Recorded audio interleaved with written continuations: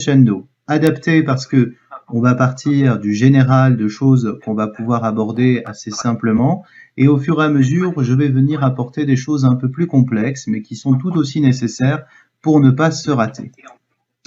J'ai choisi de faire une formation transversale et accessible au plus grand nombre, donc je vais essayer d'être le plus complet possible. Et enfin, j'ai choisi, comme je l'ai dit, de faire un ancrage dans l'opérationnel et le quotidien avec quelques apports gagnants qui sont le fruit, je pense, de mon expérience et de mon activité d'aujourd'hui. Qu'est-ce qu'on va voir dans ces cycles de formation? Eh bien voilà, j'ai choisi de faire un premier cycle sur la définition et le paramétrage de son activité, un cycle 2 vraiment spécialisé sur le business plan qui viendra vous apprendre à créer ce document essentiel pour la gestion et le pilotage de votre entreprise, un cycle 3 avec quelques notions de gestion en comptabilité, en droit, sur notamment le choix du statut juridique, comment on s'associe, comment on met en place quelques éléments comptables vraiment faciles et accessibles, un cycle 4 sur les techniques commerciales, un cycle 5 sur le pilotage de l'activité, et enfin un cycle 6 sur le développement de l'activité sur le plus long terme. Voici les quelques objectifs que je veux poursuivre avec vous. Il s'agit de bien définir l'idée d'entreprise, pour bien planifier son développement, pour ne pas échouer, et aussi après parce que vendre, ça s'apprend et ça s'outille, j'ai envie de dire, pour savoir gérer au quotidien et enfin pour construire dans le futur. Et bien voilà, cette introduction est terminée, j'espère vous avoir convaincu. Je vous retrouve très très vite pour le premier cycle de formation pour arriver donc à bien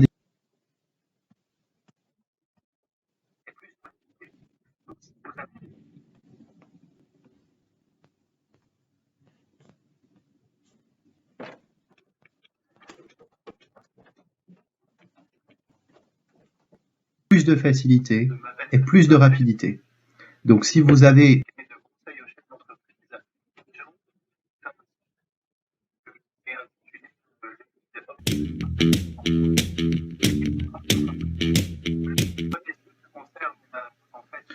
Bonjour à tous, je m'appelle Cédric Barret, je suis un ancien directeur de cabinet de conseil aux chefs d'entreprise et je vous propose tout un cycle de vidéos que j'ai intitulé le guide optimal pour s'installer, enfin, et créer sa propre entreprise.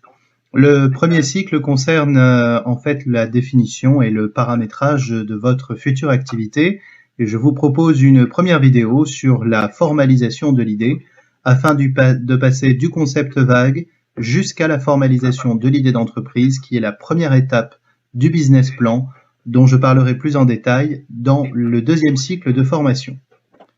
Pour cela, je vous propose une vidéo en 3 parties. La première partie qui essaiera de répondre à cette question cruciale, d'où viennent les bonnes idées aujourd'hui en 2016. Et enfin, à partir des pistes peut-être que vous avez déjà ou afin de compléter ou de préciser votre pensée, eh bien, je vous propose 8 questions de cadrage que je pense que tout chef d'entreprise doit se poser dans un premier temps. Et enfin, passer plus concrètement de la réflexion jusqu'à la formalisation de l'idée dont j'aurai l'occasion de vous parler à ce moment-là. Bien, comme je vous le disais, une première partie sur d'où viennent les bonnes idées. C'est vrai que peut-être que vous avez une idée un peu vague de ce que vous voulez créer, d'un produit peut-être ou d'un service.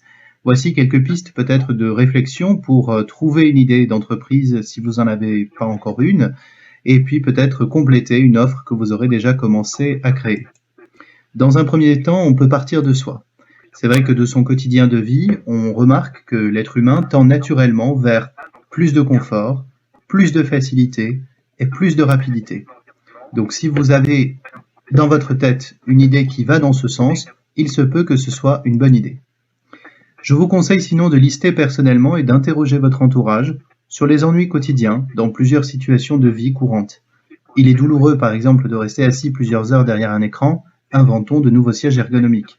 Voilà un exemple du passage entre le quotidien et la création d'une bonne idée. On peut aussi analyser son environnement et ou son ancienne expérience professionnelle.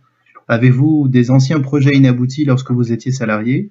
Des besoins non satisfaits chez vos anciens clients ou actuels peut-être, une technique employée qui peut être améliorée ou actualisée, des applications utiles pour gérer le quotidien, voilà autant de questions qui peuvent vous aider, à partir de l'analyse de votre environnement, à trouver une bonne idée d'entreprise. J'insiste beaucoup sur la dernière question, les applications utiles. Aujourd'hui, Nous avons beaucoup d'innovations dans le champ du développement des applications sur mobile notamment. Voilà encore un secteur dans lequel il reste beaucoup de choses à faire. On peut partir aussi d'une observation plus précise de son environnement, notamment de l'environnement législatif. Une nouvelle loi, une nouvelle norme appelle forcément une nouvelle opportunité. Je m'explique, une nouvelle loi ou une nouvelle norme, lorsqu'elle va devenir obligatoire, va créer forcément ce que l'on appelle des mises en conformité. Les entreprises, les administrations ou les particuliers doivent se mettre en conformité, ce qui peut emmener chez vous une proposition de service allant dans ce sens.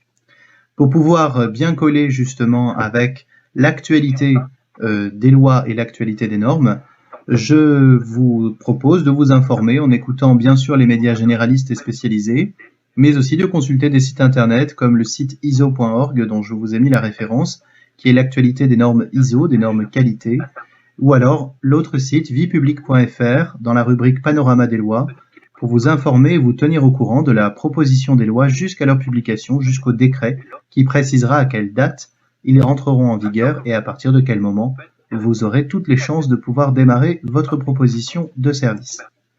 Et enfin, bien entendu, vous pouvez aussi observer les tendances, les modes et développer notamment des produits et des services autour d'un autre, des nouvelles opportunités liées au changement de société.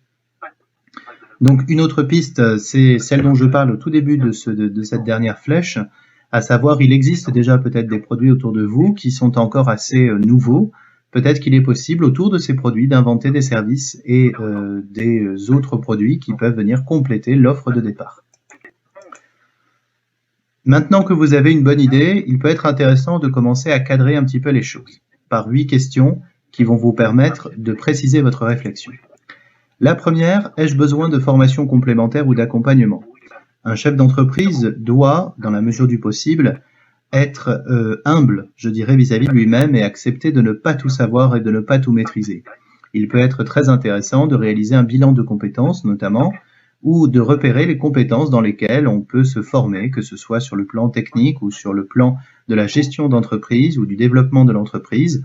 Voilà autant de thématiques qu'il ne faut pas hésiter à aller aborder. Dans un deuxième temps, deuxième question, mon idée existe-t-elle dans d'autres entreprises ? Il s'agit là de réfléchir s'il y a un début de concurrence, et si oui, sachez qu'il est difficile en tout cas de pénétrer un marché déjà existant, où les concurrents sont présents, où ils ont déjà leur réseau de distribution, où il va falloir un peu plus de temps pour pouvoir vous installer et faire remarquer votre réelle différence. Si ça n'est pas le cas, vérifiez que vous n'êtes pas dans l'ultra petit détail ou l'hyper spécialisation qui sont peut-être des occasions où il n'y a personne pour l'instant qui proposera la même chose que vous, mais peut-être aussi parce que c'est pas forcément une si bonne idée que ça. À vous d'arriver à la conclusion. Troisième question, mon projet va-t-il être compatible avec ma situation personnelle ? L'entreprise, sachez-le, est une prise de risque. Si vous êtes en activité, il peut être bon de développer votre idée lentement sur 2 ou 3 ans avant de faire le grand saut. Un statut d'auto-entrepreneur, activité complémentaire, peut être une bonne solution par exemple, même si j'aurai l'occasion de revenir dans le deuxième cycle de vidéos sur les différents statuts d'entreprise. N'hésitez pas à demander à votre entourage d'auditer, d'examiner votre situation familiale, affective. Sachez tout de même que 4 entreprises sur 10 se lancent dans un mauvais contexte personnel qui l'entraîne dans sa chute plus rapide que prévu. Quatrième question très simple, est-ce que je me lance seul ou en groupe ? Certains sont faits pour l'un et d'autres pour l'autre partie. À vous de réfléchir là-dessus. Je reviendrai sur les différents modes d'association et sur l'entrepreneuriat individuel dans le deuxième cycle de vidéos. Cinquième question, dans quel secteur de l'économie vais-je m'inscrire ? Est-ce que je décide de partir dans l'agriculture et la production, les produits alimentaires, le bio, l'artisanat de création ou l'industrie, c'est-à-dire transformer peut-être des produits en d'autres produits, ou alors dans les services, dans le commerce, dans l'assistance de vie, dans l'assistance aux entreprises, à la communauté, bref. Il est important de connaître bien le secteur de l'économie dans lequel on va s'inscrire pour en repérer là aussi des tendances, des idées nouvelles, des choses que l'on pourrait peut-être améliorer. Sixième question, en quoi vais-je être utile et différent des autres ? Ça, c'est extrêmement important.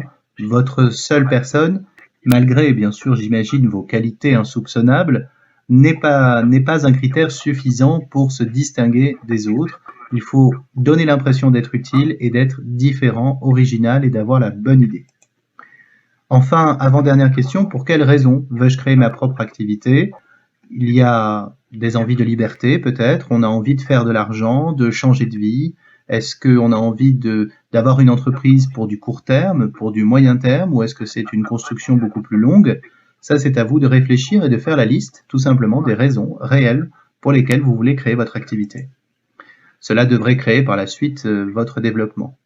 Et enfin, dernière question, ai-je les qualités nécessaires? Donc, ça n'a pas de lien avec les compétences dont j'ai parlé pour la première. Les qualités d'un bon chef d'entreprise, je dirais que c'est de la résistance au stress, de la capacité d'organisation, du leadership pour pouvoir aller contacter les clients, une bonne dose de confiance en soi. Il faut faire le tour de savoir si on a ce genre de qualités. Petit conseil d'expert, comme l'indique ce logo, il arrive un ou plusieurs moments dans votre carrière où vous devrez justifier de votre capacité à entreprendre. C'est pas forcément que devant le banquier, c'est de manière générale auprès de vos clients notamment. C'est une composante essentielle de votre crédibilité auprès de vos futurs partenaires. Agir après s'être questionné est toujours un gage de sérieux et un générateur de confiance. Un petit outil, comme l'indique cette icône, après avoir répondu à l'ensemble de ces questions, interrogez votre entourage, la bonne réponse est souvent à l'équilibre entre les deux. Gardez à l'esprit que les bonnes idées proviennent de l'intuition, de la consultation et de la faisabilité. Enfin, après mûre réflexion, vous commencez peut-être à avoir des pistes sur votre feuille, à côté de vous, de votre ordinateur. Et maintenant, je vais vous indiquer deux outils très rapides pour passer de l'exploration, on va dire, autour de l'idée jusqu'à son écriture officiellement. Premier outil, les outils de conception intellectuelle. Il y en a deux principalement. Le premier, c'est le brainstorming. On réunit un groupe, on soumet son idée, on note l'ensemble des réflexions spontanées, on filtre, on se constitue un vocabulaire, on enregistre les mauvaises idées. Ce premier groupe de proches est votre premier panel. N'hésitez pas à soumettre plusieurs questions, ça c'est mon astuce. Autre outil, c'est le mind mapping ou cartographie intellectuelle. Sur un support, on part de l'idée et on réalise une arborescence logique. Chaque branche de l'arbre sera quelque chose qui nous fait penser par lien logique avec ce que l'on vient d'écrire. Une fois réalisé, on observe et on surligne le facile et le difficile. Premier outil pour déterminer l'étendue de notre idée et les priorités dans les actions à mettre en œuvre. Et enfin, parlons d'un premier outil très concret dans votre business plan, la formalisation de l'idée d'entreprise. À partir du travail de réflexion choisi et de ses enrichissements, rédigez un texte de présentation de votre société, parlez de sa géographie, de ses activités, de son esprit, de sa culture, de ses clients, etc. Une bonne formalisation, c'est 3 lignes maximum. 3 lignes maximum. Vous devez être capable de parler de votre entreprise dans un temps très court, 30 secondes limite. Pour cela, commencez par « Mon entreprise » ou le nom si vous en avez un, propose la liste de vos services, auprès d'eux la liste de vos clients, de votre typologie de clients, et dans la région 2, votre géographie, car, et là mettez en avant les avantages de votre idée. Cette formalisation de départ évolue dans le temps, y revenir régulièrement dans le développement de l'entreprise est un bon moyen de surveiller la transformation de son entreprise. Voilà, j'étais ravi de parler avec vous de cette bonne idée que j'ai essayé en tout cas de vous faire trouver.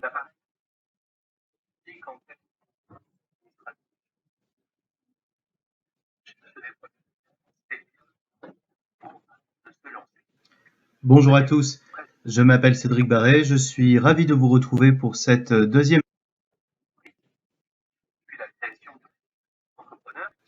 Bonjour à tous, je m'appelle Cédric Barret, je suis ravi de vous retrouver pour cette deuxième vidéo du premier cycle de la création d'entreprise que j'ai intitulé Diagnostic du potentiel pour essayer de se poser toujours les bonnes questions avant de démarrer. Et il s'agira dans cette vidéo de faire le point sur ce que vous possédez déjà et essayer de répondre à cette fameuse question, est-ce que vous avez les bonnes ressources pour démarrer? Pour cela, je vous propose toujours 3 thématiques. Le premier, parler quand même du portrait de l'entrepreneur en 2016. Ensuite, d'essayer de faire le point sur vos compétences. Et enfin, de parler rapidement des ressources humaines et financières que l'on peut déjà identifier lorsqu'on se lance. Comme je le disais, je pense qu'il est quand même intéressant de parler dans un premier temps de quel est le portrait de l'entrepreneur aujourd'hui. Créer sa propre activité, c'est une sacrée aventure qui doit se réfléchir au minimum 1 an avant le démarrage réel de son activité. Ça paraît peut-être long, mais je vous garantis qu'en termes de démarches administratives, démarches financières, recherche des premiers clients, c'est bien la durée qu'il faut avant de se lancer. En 2015, presque 45 000 entreprises se sont créées. 2 créations sur 5 étaient des micro-entreprises. Donc on voit que depuis la création du régime de l'auto-entrepreneur, qui s'appelle d'ailleurs maintenant micro-entrepreneur, eh bien ça continue de connaître un certain engouement. En 2014, près de 60 000 entreprises ont fermé, dont plus de la moitié avant les 3 ans d'existence, et parmi elles 40% pour mauvaise préparation et mauvais calcul. Je tire ces chiffres du tribunal de commerce qui gère et enregistre les ouvertures et les fermetures d'entreprises. D'où l'intérêt justement de bien se préparer. L'entrepreneur doit donc accepter le risque, ça c'est quelque chose de très important, tout en cherchant à le minimiser par une préparation qui est solide. Vous l'avez reconnu, cette icône, c'est celle du conseil qui fera de vous quelqu'un, je pense, d'un parfait entrepreneur. Avant de continuer plus avant, faisons un point sur les qualités requises pour créer et diriger son entreprise. Êtes-vous créatif, car l'originalité et la capacité à innover sont essentielles? Êtes-vous quelqu'un de tenace, car au début les victoires sont rares et les défaites nombreuses, mais cela est tout à fait normal. Je veux dire par là notamment pour l'avoir vécu, qu'au début vous avez de superbes idées et puis vous ne rencontrez pas de clients ou ils sont très difficiles à acheter vos produits, souvent parce qu'ils ne vous connaissent pas ou qu'ils ont déjà affaire à un autre fournisseur de services ou de produits, et du coup, vous avez du mal à convaincre. Mais dites-vous que c'est tout à fait normal, et c'est pour ça aussi qu'il faut un certain nombre de temps avant que l'entreprise devienne rentable. Êtes-vous quelqu'un de combatif, car il faudra bien se faire une place dans la jungle des concurrents? Êtes-vous quelqu'un de résistant, car les nerfs sont souvent mis à l'épreuve? Les retards, le non-paiement, dont j'aurai l'occasion de revenir beaucoup plus tard, l'absence de réponse, bref, tout ce genre de choses qui sont assez désagréables et qui peuvent très rapidement jouer sur le moral.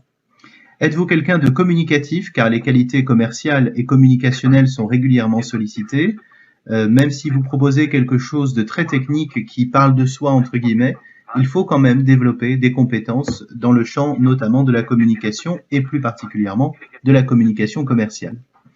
Et enfin, êtes-vous quelqu'un de rigoureux, car de votre capacité de gestionnaire, vous déterminerez votre qualité de travail et la bonne gestion de votre activité pour qu'elle dure le plus longtemps possible. Rappelez-vous qu'une certaine solitude peut vous accompagner. Ça, c'est très important d'un point de vue psychologique.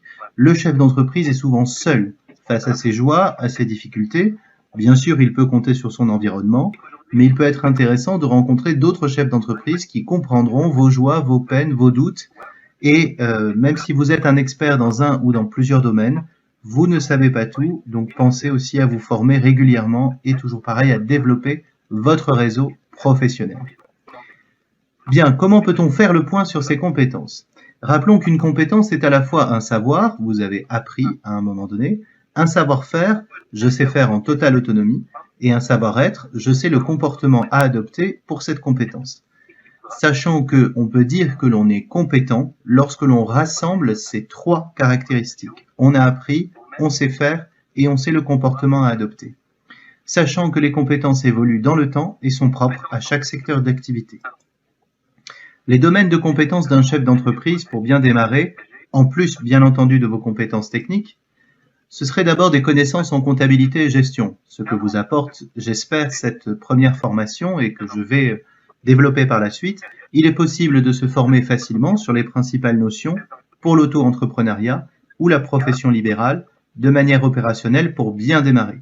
Sinon, sachez que les associations de gestion agréées et les cabinets d'expertise comptable font souvent des consultations gratuites.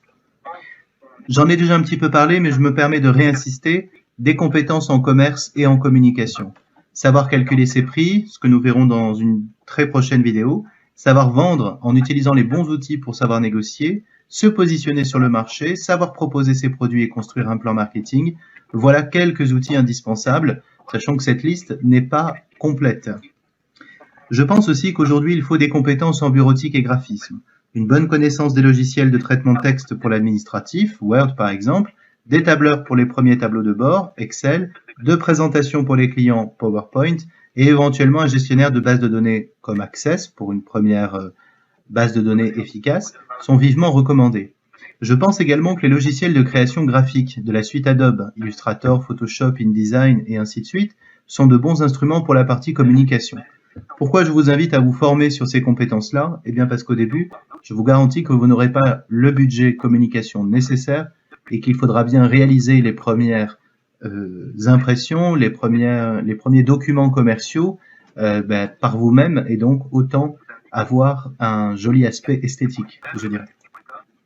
Des compétences en management, savoir organiser son activité, planifier son développement, gérer des projets, autant de domaines dans lesquels s'engager, ça je pense que c'est crucial. Un conseil de bonne pratique, n'hésitez pas à mesurer les écarts entre ce que vous possédez, ce que vous avez pu acquérir dans vos expériences professionnelles notamment antérieures, et ce que votre fonction demande, celle de chef d'entreprise aujourd'hui. Donc on mesure les écarts, aujourd'hui je pars de tel niveau, je désire atteindre tel niveau, comment je vais pouvoir combler ces écarts. Ajoutez au besoin des niveaux de maîtrise aux compétences avant de vous lancer dans des formations. Classiquement, on évalue les compétences selon 5 caractéristiques, de la découverte, ce serait le niveau 1, à l'enseignement qui serait le niveau 5. Un dernier point sur les ressources humaines et financières que vous pouvez déjà éventuellement commencer à évaluer dans votre environnement.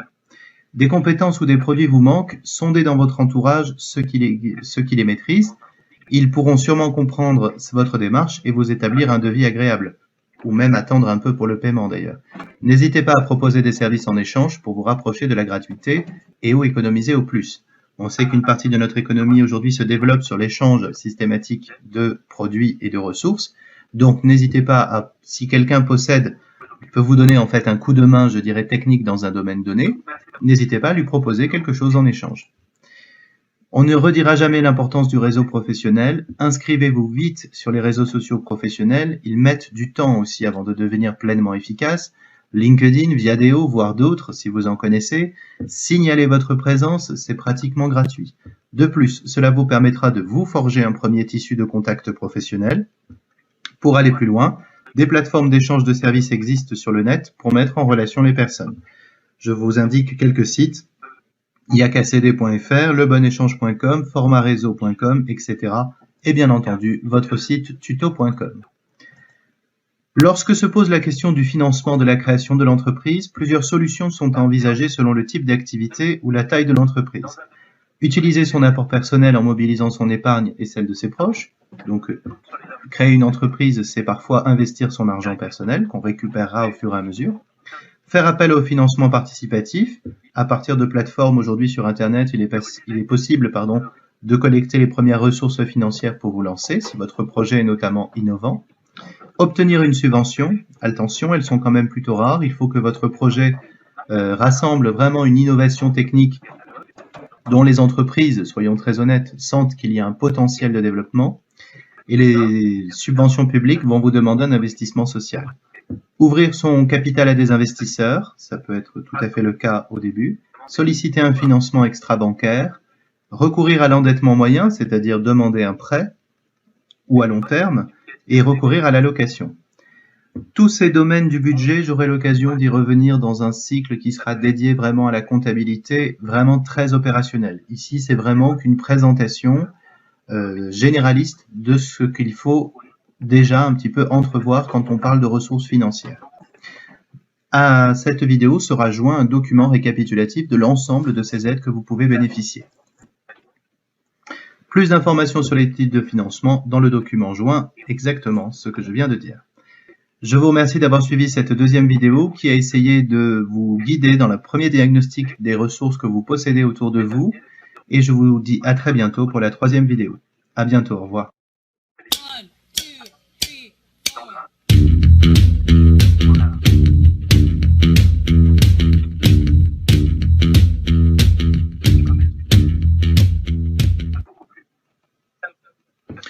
Bonjour à tous, Cédric Barret, je suis ravi de vous retrouver pour cette troisième vidéo du premier cycle de la création d'entreprise où je vous propose d'attaquer un peu le plan technique et de commencer à rédiger vos fiches produits et passer ainsi des idées aux produits, donc concrétiser un petit peu votre projet. Pour cela, je vous propose toujours 3 thématiques. La première, parler des normes de rédaction d'une bonne fiche produit.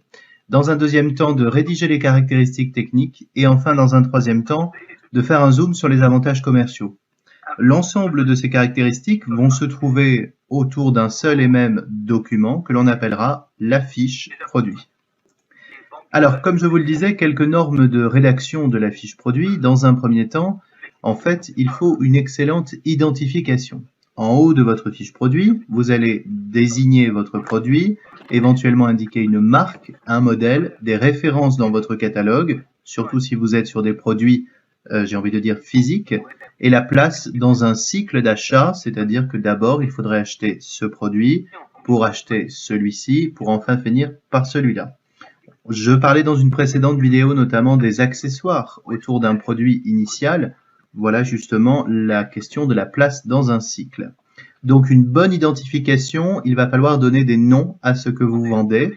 Alors ça peut être des noms de type pack quelque chose, ça peut être des références beaucoup plus techniques. Essayez de réfléchir quand même de manière un peu plus communication, marketing en fait, au nom que vous allez donner à votre produit parce qu'après il sera très difficile d'en changer par la suite.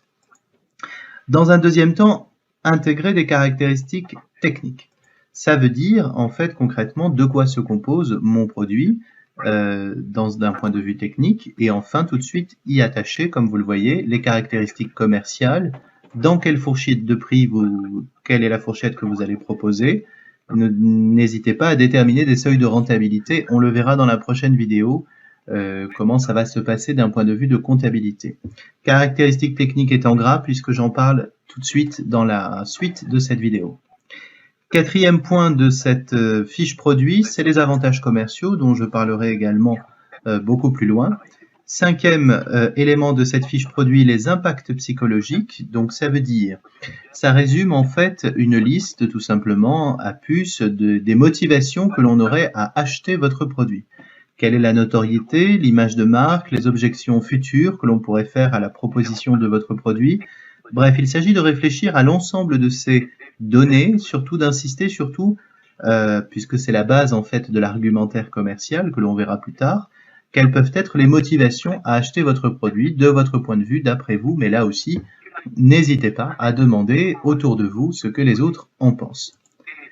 Le positionnement du produit sur le marché, est-ce qu'il est innovant? En quoi est-il différent en tout cas de ceux déjà proposés? Est-ce qu'il est bankable, c'est-à-dire, vous voyez que ce terme est un petit peu un moyen de réfléchir, en tout cas, est-ce qu'il est dans la mode, j'ai envie de dire, hein, dans le vent, dans le cours des choses? Est-ce que le marché est également ouvert, c'est-à-dire est-ce que les gens sont globalement intéressés par ce type de produit, ou est-ce que vous allez vraiment vous réserver qu'à quelques types de clients triés sur le volet? Les évolutions possibles du produit en fonction des premiers tests, en fonction de vos recherches chez les concurrents, etc. Le stockage et la livraison, où est-ce que vous allez entreposer votre produit, les délais de livraison que vous pensez pouvoir tenir en général, le conditionnement, la saisonnalité. Il est clair que si vous vendez un service, cette case va être très peu remplie. Donc, comme je le disais, tous ces éléments, les 8 éléments là que je viens de citer, font partie des normes en fait de rédaction d'une fiche produit. Donc, ça doit être autant de cases, autant de parties d'une fiche produit. Autour de cette fiche produit, vous pouvez rajouter bien entendu des visuels, photos multi-angles, dessins techniques, etc. Une catchphrase, c'est-à-dire une phrase emblématique, esprit du produit. C'est ce qu'on appelle aussi une punchline, c'est-à-dire quelque chose qui peut peut-être accrocher tout de suite votre client. C'est ce que l'on retrouvera également dans votre démarche marketing beaucoup plus tard, dont nous parlerons. C'est-à-dire en une phrase, comment vous pouvez rendre intéressant votre produit. Ensuite, des éléments visuels distinctifs, photos de détail, architecture du texte, des renvois, des relais vers d'autres produits pour proposer plus tard d'autres achats. Ça peut être aussi des renvois sous forme de liens hypertextes si vous travaillez vos fiches produits uniquement pour de la vente sur Internet. ça peut être tout à fait intéressant d'y introduire déjà des liens hypertextes et de mettre cette fiche produit en ligne. Voilà à peu près à quoi ça ressemble un petit peu. Donc, je vous propose à gauche, en effet, d'avoir donc toutes les différentes parties, on va dire, écrites d'une bonne fiche produit. Et à droite, vous avez les visuels, ce que l'on peut mettre autour de cette fiche. Bien, pour revenir sur un des éléments précis de cette fiche produit, c'est les caractéristiques techniques. Une particularité technique, un élément entrant dans la composition du produit ou est dans la description du service, c'est un fait réel et objectif, c'est ce qui le caractérise, c'est concret, c'est indiscutable, ce sont des chiffres et des références, c'est ce que c'est, tout simplement. Voici une bonne définition de ce qu'est une caractéristique technique.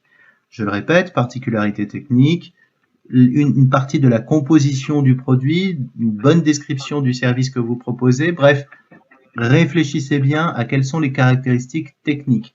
Tout ceci nous servira beaucoup plus tard pour parler de l'argumentaire commercial et venir justement convaincre vos clients.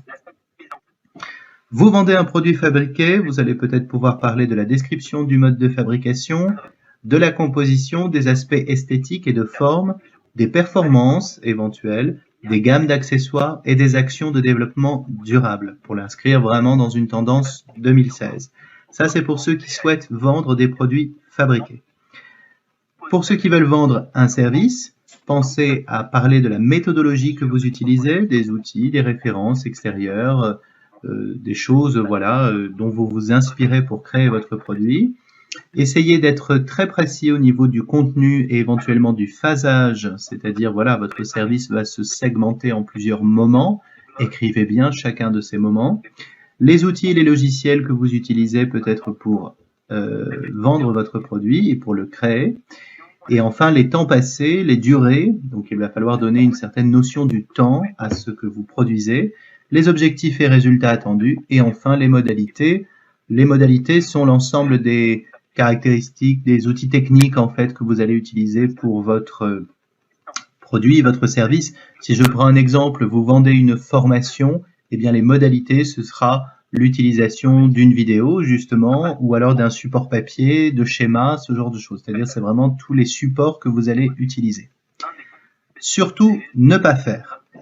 Énumérer des caractéristiques techniques sans intérêt, vous devrez peut-être les présenter à un client, donc pensez toujours que ce document peut être montré à un client. Donc, ne vous mettez pas peut-être de caractéristiques qui ne vous concernent qu'à vous. Ça, ce sera peut-être une autre fiche produit que vous garderez dans un classeur. La fiche produit n'est pas un cahier des charges, donc ce n'est pas une liste trop encombrée de texte, d'accord? Elle va à l'essentiel, toujours pareil, je la présente à mon client. La fiche produit n'est pas encore, en fait, l'argumentaire commercial, c'est un document utile que le client va souvent garder pour la reconsulter et ensuite dire ben d'accord, je suis d'accord pour acheter ce produit. Et la fiche produit n'est pas un outil à négliger ou figé dans le temps, elle évolue puisque forcément votre proposition de produit va également évoluer. Un petit zoom sur les avantages commerciaux, donc une autre partie de notre fiche produit, on est toujours dans ça. L'avantage concurrentiel, l'avantage compétitif et l'élément qui différencie fondamentalement l'offre d'une entreprise par rapport à ses concurrents et qui constitue donc sa puissance de différenciation. Retenez bien ce terme de puissance de différenciation parce que c'est ce qui va vous permettre de pouvoir vous distinguer des autres concurrents qui sont peut-être proches de vous ou qui sont peut-être éloignés mais qui sont très présents. Donc, en quoi vous allez pouvoir augmenter votre puissance de différenciation? Eh bien, ça passe par la base, c'est-à-dire rédiger de bons avantages commerciaux pour les produits que vous proposez. La stratégie mise en place par une entreprise doit contribuer à la création puis à la pérennité de cet avantage, c'est-à-dire que plus tard, on reviendra vraiment sur cette partie commerciale et je vous expliquerai comment créer des outils de fidélisation ou de prospection qui soient efficaces et innovants pour pouvoir commencer à être intéressants sur le plan commercial. Dans tous les cas, si vous proposez la même chose que vos concurrents, sans vraiment de variété sur la proposition, c'est-à-dire que vous vous contentez peut-être par exemple de faire moins cher, ça ne marche pas totalement ou moins bien que si on réfléchit à peut-être d'autres avantages. Alors, comment on fait quand même? On peut réfléchir sur les tarifs dégressifs, les promotions, les modes et délais de paiement, hein. Souvent, on a des paiements à 30 jours. Peut-être que vous pouvez faire un temps plus long. Réfléchir aussi au mode de livraison, à la distribution, à la diffusion, aux procédures, au conditionnement, à la formation éventuellement que vous pouvez ajouter ou inclure dans le prix que vous proposez pour s'approprier votre produit ou votre service, aux garanties que vous pouvez offrir peut-être, service après-vente. Bref, des exemples de clients fidèles, le service après-vente dont je parlais, l'assistance, tout ça sont des éléments que je vous donne, mais vous voyez à 3 petits points pour commencer déjà à réfléchir quand même à ces avantages commerciaux. Un conseil de bonne pratique, enquêtez bien sûr chez vos concurrents, appelez ou faites appeler de faux clients. Si vous avez plus de moyens, des cabinets spécialisés, de big data, des spécialistes en études de marché, d'études de concurrence peuvent vous trouver l'information. Sinon, le b.a.-ba qui coûte pas très cher, faites-vous passer pour un faux client, appelez vos concurrents, demandez un maximum de devis et voyez ce qu'ils mettent en avant eux comme avantages commerciaux, quels sont d'ailleurs notamment en termes tarifaires ce qu'ils peuvent proposer et ça vous donnera sûrement une bonne idée pour vous distinguer. Pour préparer ce qui sera votre argumentaire commercial, pensez dès lors à renforcer votre fiche produit par des caractéristiques d'entreprise, vos valeurs, votre image, des engagements extérieurs, peut-être que vous avez, associatifs, sportifs, bénévoles, votre méthode de travail, en quoi elle se résume, est-ce que c'est participatif, est-ce que c'est au service de quelqu'un, est-ce que c'est de l'expertise, et peut-être les impacts sociétaux de vos produits ou de votre entreprise dans son environnement. Vous pouvez y ajouter également à votre fiche produit un programme de fidélisation que nous reprendrons plus tard, donc je vais me permettre de passer rapidement sur cette question.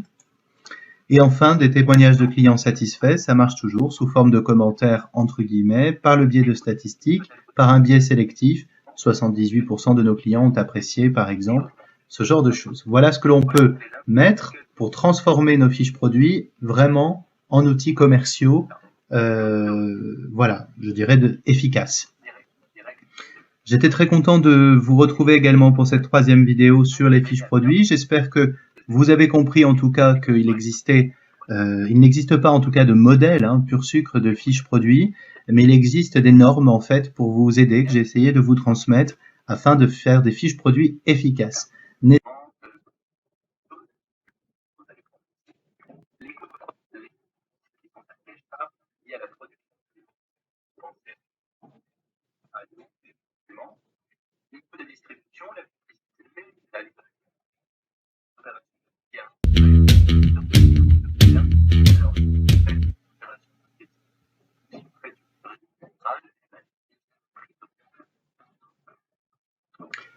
Bonjour à tous, Cédric Barret, je suis ravi de vous retrouver pour cette 4e vidéo du premier cycle, une vidéo dont vous voyez le petit logo module comptabilité, puisqu'il y a un moment il faut bien se jeter dedans, et qui s'intitule base de mercatique, la mercatique étant la discipline qui permet de vendre des produits à des clients. Et je vous propose de réfléchir à plusieurs notions pour bien savoir vendre au bon prix. Pour cela, je vous propose mes traditionnelles 3 thématiques. La première portera sur le calcul du prix. Vous verrez qu'un prix se calcule, il ne se définit pas comme ça, j'ai envie de dire. Et ensuite, comment on peut calculer sa marge, son taux de marque et la TVA? Quelles sont ces 3 notions aussi qui sont courantes, mais dont je pense que vous allez être un peu surpris. Et ensuite, bien entendu, dans un 3e temps, je vous donne des exemples pour essayer d'illustrer tous ces propos un peu techniques, j'en conviens. Comme je le disais, d'abord, il faut calculer le bon prix. Première notion que je voudrais aborder avec vous, c'est celle de coût de revient. Il correspond à l'ensemble des coûts directs et indirects, fixes et variables, de production et de distribution pour une unité de biens ou de services vendus. Ainsi, pour une opération donnée, le chiffre d'affaires, donc le prix de vente, et moins le coût de revient, c'est-à-dire le prix d'achat, est égal au bénéfice, c'est-à-dire la marge. Le coût de revient est tout simplement tout ce que vous allez dépenser pour pouvoir produire. C'est aussi simple que ça. Mais cela recouvre beaucoup de réalités, parce qu'il faut penser bien sûr aux achats matériels et concrets, mais il faut penser aussi à tout ce qui est immatériel, le temps que vous allez passer, tout ce qui est préparation, production, et tout ça, c'est des choses qu'il faut évaluer. Donc le coût de revient, ensemble des dépenses pour produire. Pourquoi?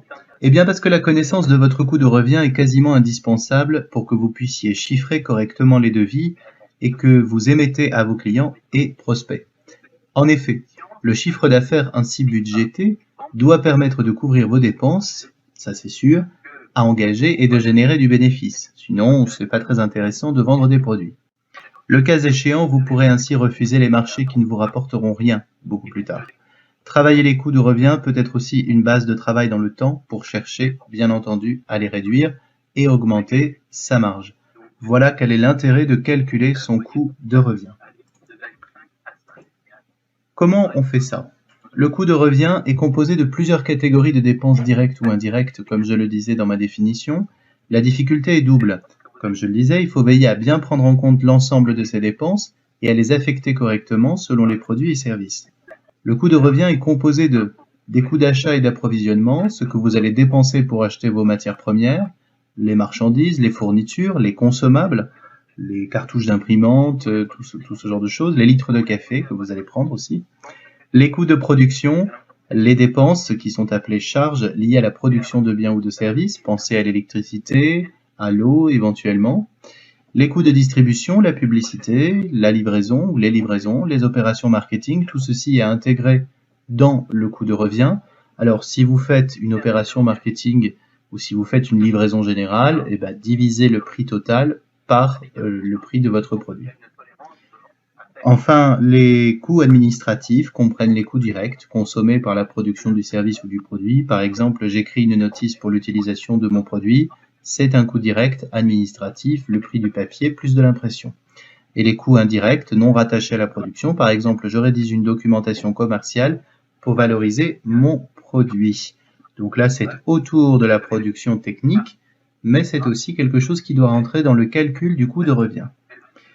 Une fois que vous avez fait toutes ces additions pour être gagnant, vous pouvez déterminer la rentabilité du produit. J'en parlais dans une vidéo précédente, mais c'est très important parce qu'à partir de là, dans le futur, vous pourrez choisir de recentrer vers une activité plus rentable ou au contraire de diversifier votre catalogue, de rechercher de nouveaux fournisseurs ou d'augmenter vos prix de vente. Donc tout ceci est très important, c'est le calcul du coût de revient d'un produit. Quelques petites notions supplémentaires. Qu'est-ce qu'on entend par marge, par taux de marque et par coefficient et par TVA? La marge, c'est le prix de vente moins le coût de revient. C'est donc égal au bénéfice. Elle est hors taxe si vous devez payer la TVA ou TTC si vous ne la payez pas. Je parle de cette différence juste après. Le taux de marque, c'est la marge divisée par le prix de vente hors taxe fois 100. Il indique le pourcentage de marge dans un prix de vente. C'est-à-dire que lorsque vous vendez un produit 10 €, eh bien, vous pouvez avoir un taux de marge qui est de 10%, c'est-à-dire que vous faites 1 € de marge en fait par rapport au produit. Le coefficient représente le chiffre par lequel il faut multiplier le prix d'achat hors taxe pour obtenir le prix de vente le plus intéressant. La marge permet de déterminer le chiffre d'affaires que vous allez pouvoir obtenir par produit, donc votre chiffre d'affaires global. C'est ça le plus intéressant avec la marge ou le bénéfice. Le taux de marque permet de dire si une vente est intéressante. Plus il est élevé, plus la part de la marge dans le prix est élevée, et donc forcément, plus la vente de ce type de produit-là est intéressante. Ou non, d'ailleurs. Le coefficient, compris généralement entre 2,5 et 5, est fixé librement, mais attention à ne pas obtenir un prix de vente trop exorbitant. Cette histoire de coefficient, c'est que si je prends un prix, par exemple, je vends mon produit 15 €, j'estime en fait que pour me dégager un bénéfice intéressant et suffisant pour payer d'autres charges et d'autres factures, je vais multiplier ce prix de 15 € par 2. Et donc, je vais vendre mon produit 30 € en fait, pour pouvoir m'assurer l'ensemble des dépenses que j'ai déjà assurées jusqu'ici, plus la marge que je vais calculer. Donc voici, voyez comment ça peut aller de 2,5 à 5. Mais attention, je reviendrai sur les différentes notions de prix. En résumé, chiffre d'affaires est égal au coût de revient plus le bénéfice, plus la TVA que vous allez facturer au client. Je ne vais pas trop détailler ici le traitement comptable de la TVA, j'en reparlerai plus loin. La taxe sur la valeur ajoutée est une forme d'impôt sur les transactions. Selon la nature de votre produit, elle est de 20% pour la grande majorité des produits, 10% pour les produits agricoles, les transports, les tickets d'entrée, 5,5 pour les produits alimentaires. Vous l'ajoutez à votre prix pour former le prix de vente TTC. Bien entendu, lorsque vous achetez des produits, vous payez la TVA à votre fournisseur et il y a un traitement un peu particulier de cette encaisse et décaisse, comme on dit. Mais nous l'aborderons dans une prochaine vidéo quand nous serons sur la comptabilité opérationnelle pour chef d'entreprise. L'entreprise ne peut fixer un prix de vente en dessous du prix d'achat effectif. Toutefois, dans quelques cas, soldes, produits périssables, alignement sur un concurrent, il y a une tolérance de vente à perte. Ça veut dire qu'il est interdit en France de vendre un prix en dessous du montant d'argent que vous avez dépensé pour produire ce prix-là, sauf dans le cas particulier des soldes ou des produits périssables ou si vous vous alignez sur un concurrent. L'entreprise doit afficher ses prix en TTC, voici ce que nous dit la loi aussi en droit commercial. Si vous vendez en vrac, c'est-à-dire dans des grands bacs, vous devez afficher le prix par unité au poids sur une étiquette. S'il s'agit d'une prestation, elle doit être clairement mentionnée sur un affichage. Enfin, si vous vendez par lot, vous devez indiquer la composition précise du lot et le prix de chaque élément le composant. Petite notion de droit commercial. Le non-respect de ces règles peut être sanctionné d'une amende de 1 500 €. Bien, après avoir parlé peut-être de ces notions un peu différentes, quelques exemples. Sur mon premier tableau, j'écris que Marc a conçu un tabouret design composé de métal et de bois exotique. Il a dépensé 8,12 € pour l'achat des matériaux et 3,23 € pour la visserie. Comme il vend sur Internet, il décide de créer une page Internet dédiée et fait appel à une amie pour prendre des clichés. Il achète également un insert publicitaire dans un magazine local. Il rédige une fiche produit et une documentation commerciale. Voici donc les différents prix et on arrive à un prix de revient de 75,09 €. Étant donné qu'il démarre, il ne veut pas faire une marge trop gourmande. Il décide d'appliquer un coefficient de 2. Donc il multiplie 75,09 € par 2, il arrive à 150,18 €. C'est son prix de vente hors taxe. Et enfin, étant donné la nature de son activité, son taux de TVA est de 20%. Donc, on rajoute 30 €, il pourra vendre son tabouret à 180,48 € TTC. Deuxième exemple, Karine est une formatrice indépendante en anglais. Elle souhaite indiquer un tarif pour une journée de formation cohérent. Elle estime qu'il lui faut 2 heures de préparation pour la journée. Elle estime un coût horaire de 13 € pour l'enseignement multiplié par 7 heures pour faire une journée d'enseignement. Elle décide de rédiger et d'imprimer une plaquette de présentation. Elle imprime ses supports pédagogiques et la présentation de sa formation. Voici l'ensemble des coûts que ça rassemble. Elle arrive à un prix de revient de 108,95 € en additionnant, comme dans l'exemple précédent, l'ensemble des dépenses qu'elle a dépensées pour produire cette prestation. Étant donné qu'elle a de l'expérience et pour être dans les prix du marché, elle intègre ce qu'elle paiera comme cotisation et impôts. J'ai choisi à peu près 35%, je vous expliquerai pourquoi, on arrive à 147,08 €. Étant donné la nature de son activité, elle est exonérée de TVA jusqu'à un certain chiffre d'affaires, ce pourquoi elle n'a pas de TVA à rajouter. Elle pourra donc vendre sa prestation d'anglais à 147,08 € TTC. Je vous ai pris deux exemples, un, production très claire d'un bien, et de l'autre, production d'une prestation ou d'un service.